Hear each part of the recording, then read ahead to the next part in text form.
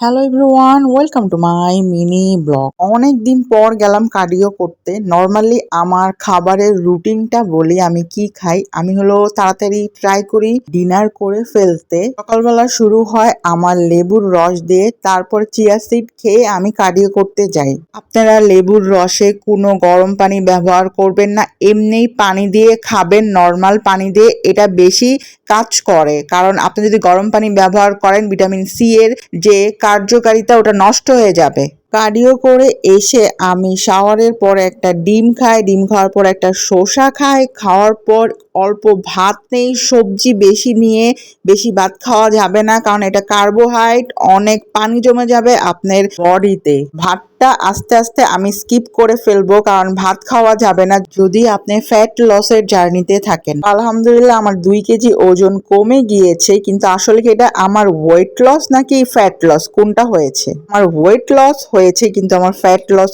এখনো হয়নি, যেহেতু আমার হেলথ কন্ডিশন একটু খারাপ আছে, তার জন্য আমাকে ফ্যাট লস করতেই হবে। তারপর রাত্রে বললাম তো যত তাড়াতাড়ি পারি ডিনার কমপ্লিট করে ফেলতে। এখনো আমি প্রপারলি ডায়েট শুরু করি নাই, ইনশাল্লাহ শুরু করব। এটা অ্যাকচুয়ালি বললে শুরু করা যায় না, এটা মাইন্ড সেট আপ লাগে। সবাই ভালো থাকেন, subscribe my YouTube channel, Facebook থেকে দেখে থাকলে like and follow. Thank you.